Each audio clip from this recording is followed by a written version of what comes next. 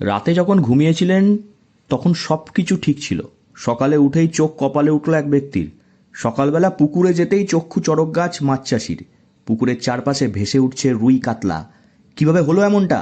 রহস্যজনকভাবে পুকুরে ভাসছে বড় বড় মাছ। মৃত মাছের গন্ধে মো মো করছে গোটা এলাকা, যেন মনে হচ্ছে রূপকথার কোনো গল্প। চাঞ্চল্য ছড়ায় গোটা এলাকায়, ছুটে আসেন একাধিক গ্রামবাসী। ইতিমধ্যেই শুরু হয়ে গেছে গুঞ্জন।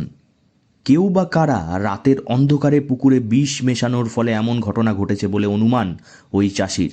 ওই ঘটনায় লক্ষাধিক টাকার ক্ষতি হয়েছে বলে জানা গিয়েছে। স্যার, এখানে আমি একটা পুকুর চাষ করি। এই পুকুরে চাষ করে মাছ চাষ করছি দীর্ঘদিন ধরে, প্রায় 25 বছরের কাছাকাছি করছি। তাতে মাছ আজকে সকালে পুকুরে ছিলাম। পুকুরে আসার পরে দেখি অনেক মাছ ভাসার পরে আমার বাড়ির থেকে 2-4 জন আসে দেখার পরে দেখা যাচ্ছে যে মাছ পুরো ভাসিয়ে যাচ্ছে। তাতে আমাদের ধারণা যেটা যে মনে হচ্ছে বিষাক্ত।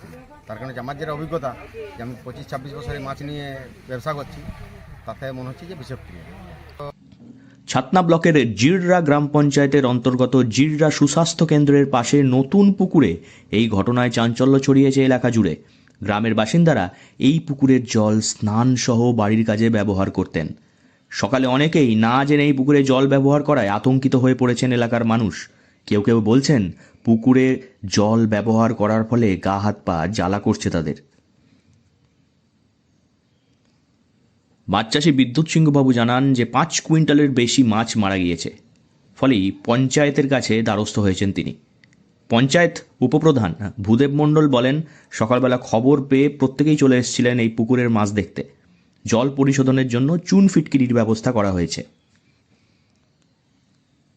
সবকিছু অনুমান সাপেক্ষ, তবে এখনো পর্যন্ত কিছু বোঝা যাচ্ছে না। মাছ চাষি বলেছেন পুকুরের জলে নামলে গা হাত পা জ্বালা করছে। তবে মাথার ঘাম পায়ে ফেলে 2 দশকের বেশি সময় ধরে মাছ চাষ করছেন তিনি। তার এই পরিশ্রমের মাছগুলিকে মরে যেতে দেখে যথেষ্ট মর্মাহত হয়েছেন মাছ চাষি বিদ্যুৎ সিংহ। বাঁকুড়া থেকে নীলাঞ্জন ব্যানার্জির রিপোর্ট, লোকাল 18 বাংলা।